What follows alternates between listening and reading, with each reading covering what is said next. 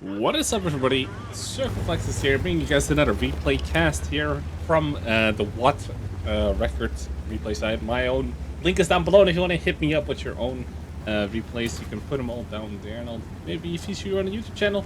Anyway, we're in the E50 today on Lakeville, and we're following Humai.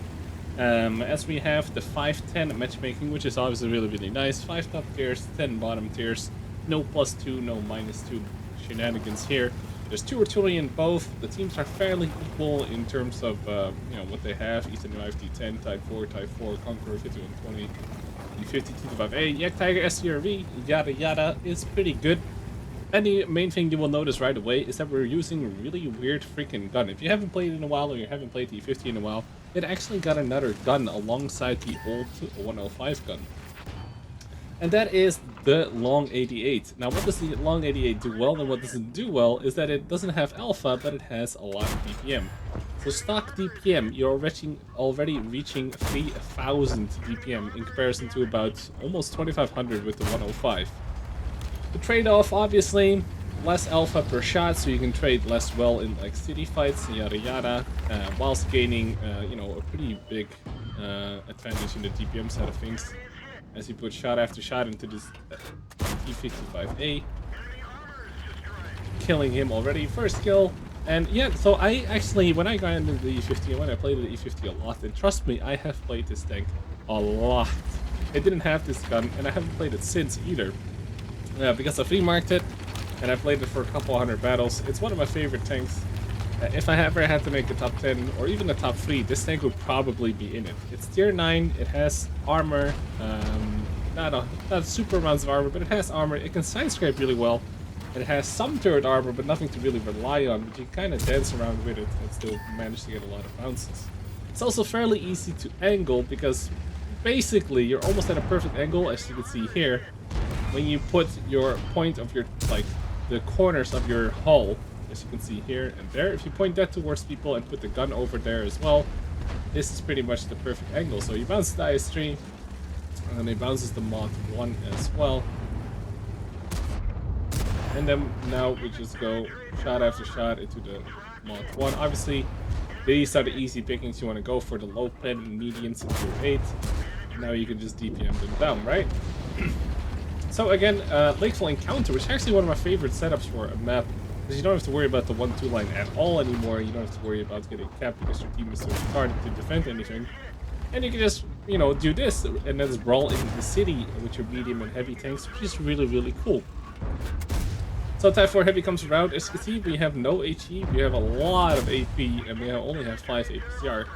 And he tries to go for the side shots here, and doesn't really manage to pen anything in these shots. It's kind of a waste. He gets shot in the turret as well. Doesn't lose any crew. That's also a thing, if you do get penned right in the crew, right in the turret, you usually lose like a gunner or so. But like I said, overall this tank is pretty damn sweet, and if you haven't played it yet, I highly recommend playing one. Put another shot on the Love is getting absolutely wrecked. We get shot by basically the Patriots, without the Patriots in from the right side. I don't know why he's not in the city. But these fights are really cool, right? So as you can see, this gun is still pretty neat. You have to keep shooting to get the maximum out of the DPM, of course, but once you do, this is pretty insane, right? And he's getting fairly unlucky on these shots. I think he can just aim a little bit longer. There you go, that's more like it. Aim for the middle of that circle. There we go.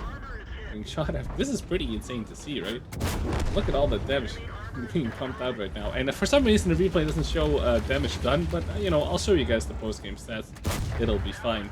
Go for the cheeky side pen there up the levy. You can actually do that, but you need a higher pen. If you had the APCR, or maybe high rolled AP, you could have penned that, right?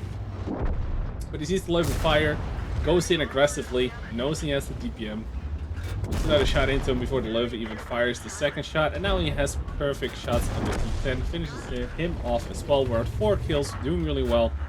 This is also really good to see. All the tracking shots are absolutely fine. He probably could have done damage with the same shot, but it is what it is.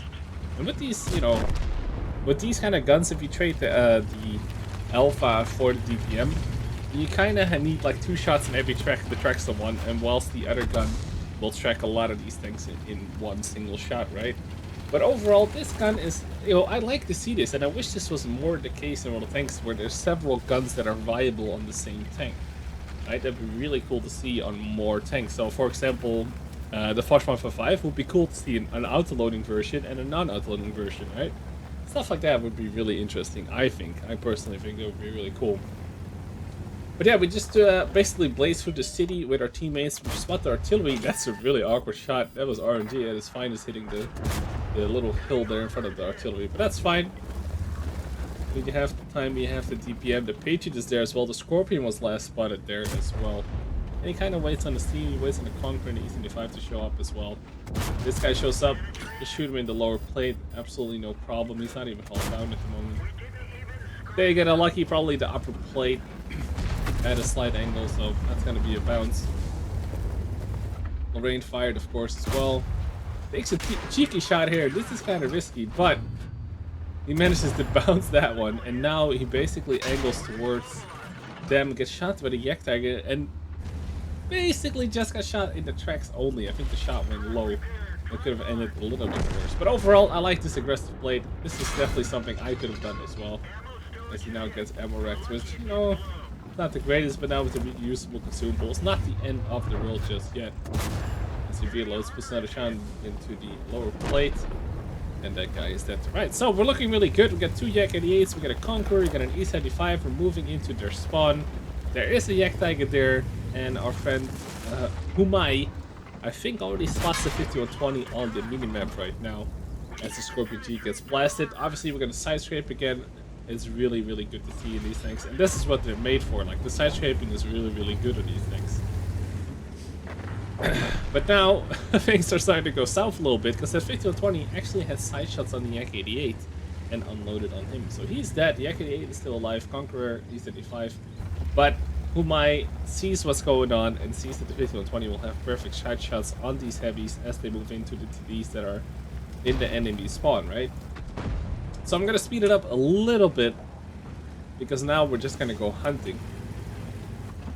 There we go. So this is a good move, right? It's also fairly dangerous. We're about to get our ammo rack back though. Now we spot the 5120. Excellent shot. Take a little bit of time to aim. Get spotted. Doesn't matter. He won't get shot by anybody, but this 5120. So it's absolutely fine to take these snapshots, or, you know, these snipe. As our team gets kind of dice in the they all died to the Yak Tiger and the artillery.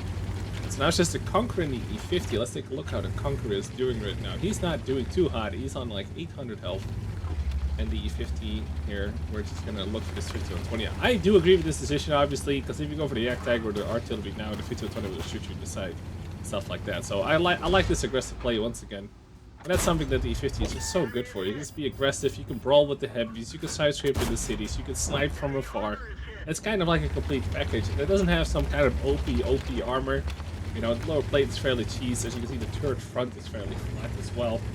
But, you know, with a little bit of skill, you can you can do a lot of things in the E50. Obviously, being a tier 9 works in everybody's favor. Like, tier 9 is just such a god tier because you don't have to deal with the +2 shenanigans of the game, right? So now he sees that the Conqueror is getting blasted by the Yak Tiger, and he sees him moving up. The 5120 is probably reloading somewhere. Takes aim. Actually, he manages to track him in the sight there. Excellent shot, and aims a little bit more specific for the track in the second shot. But in that case, it was already used. He already used the repair kit, so that won't bounce as well. But, you know, getting another shot off, saving the Conqueror a little bit of time. You know, he's alive a little bit longer. I do think the Conqueror might get RT though, because he is on low health now. After the Yak Tiger shot him in the face. And now we're gonna check our backs again for the 50-20. I really like this, you know, this active gameplay, and he seems to watch the minimap a lot, which is good to see. He's also on full stock consumables, and he only carries 5 APCR, so, you know, that's also a thing. Oh shit, the Scorpion actually is here now. This is crazy. Side scraping as much as he can. He has 1100 health, but you don't want to lose anything, of course. Oh, he almost had the 5120 there, actually. The 5120 angling really weirdly here. You might get a nice snapshot off. So what he's doing here is just trying to limit how much time they have to shoot him. Because if that Scorpion, you know, if he peeked out like this and shot the Scorpion would have 100% shot through the turret, right? But he's snapshotting and angling as much as he can, also with the turret, which is really, really good. So these kind of shots here, he knows Scorpion is probably reloaded unless he's ammo racked. And there you go. That's what you need to do in the E50, right? You need to keep poking and not show your turret for too long, and then you can get those shots that are in the side of the turret, which will bounce a lot of things. But now the conquer is that there's a Yak Tiger incoming, and the 5120 is, I think, a one-shot for us. And whereas the Yak Tiger is certainly is not at almost 800 health. So going for the 5120 now, again, it is the Lakeful encounter, so he has to just stay around the city, and he can still make it a good fight. It is going to be cutting it close though, because if the 5120 and the Yak Tiger are gonna, you know, combine forces, we're kind of screwed right now. But again, I like this decision making. I like this decision making a lot throughout the game. Going for the 5120, who is a one-shot and who's probably running away right now. Maybe trying to go to the 4 line and going to the Yak Tiger there, or maybe even the 1-2 line and going all the way around. And like I said, it's like an encounter, so the cap is in the middle. The cap takes way longer than a normal cap as well. And there's multiple, you know, points of attack here where he can reset the cap as well. So we're in a fairly bad spot, but also, you know, we can still pull this off. If we just manage to get some good shots. If he takes out the 5120, it's gonna be a huge win for us, obviously. So now we're just looking and looking, and it's kind of up to the enemy to make a move, really. And if they're smart, the Yak Tiger and the 5120 are gonna move in together, and then the artillery is just gonna stay safe. For the long-range support, right? I don't want to see this artillery in the cap, and I don't want to see any of these other 2 tanks on their own. That'd be really foolish by now. So there's one in the cap, which is absolutely fine. It's like a 4-minute cap, but we know there's somebody there, so we can poke around a little bit. Check here.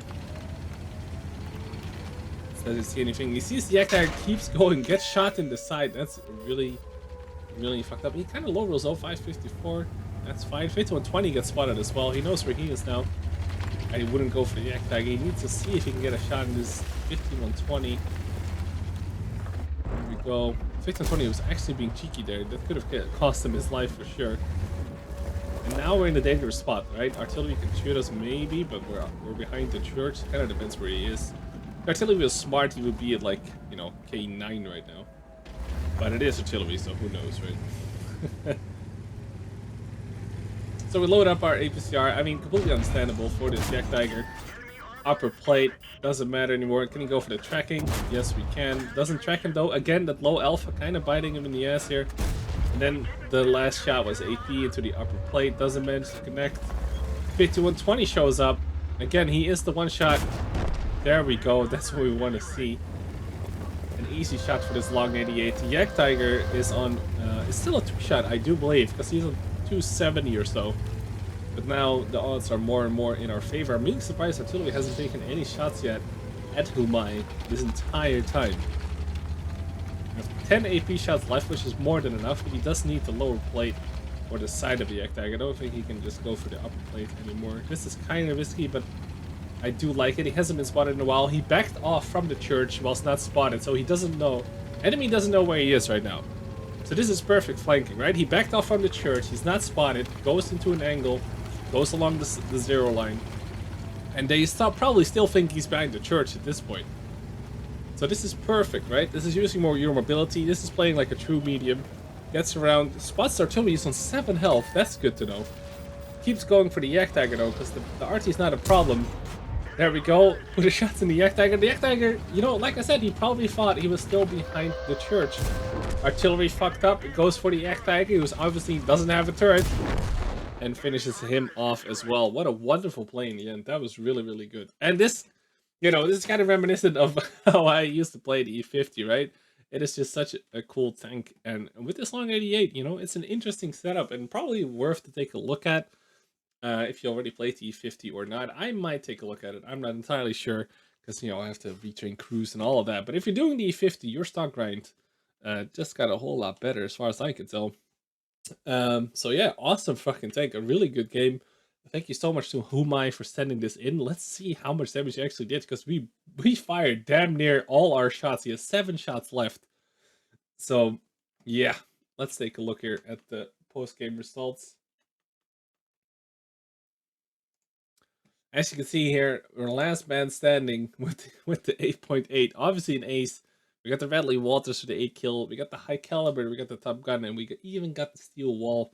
That would be an 8 through the roof, of course. He did almost 8,000 damage with the 8.8, gaining almost 2,000 basic speed. That's that's absolutely ridiculous. This team pretty much got carried. I mean, the Conqueror did okay for himself.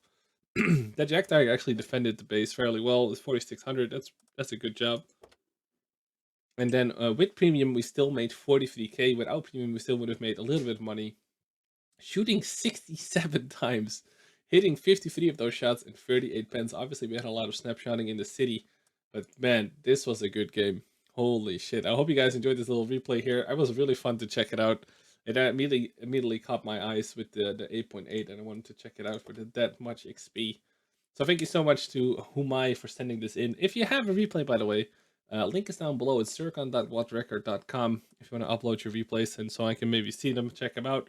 Do upload everything you have, like all the cool stuff from the recent patch, and you know, you might get featured on the channel as well.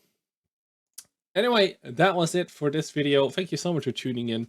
Maybe check out some more videos. If you're watching this on the day I released it, which is on a Friday, I will be streaming very, very soon in about an hour or so. So I hope to catch you guys on twitch.tv/Circon. Catch you guys there. Thanks a lot for tuning in. Peace out.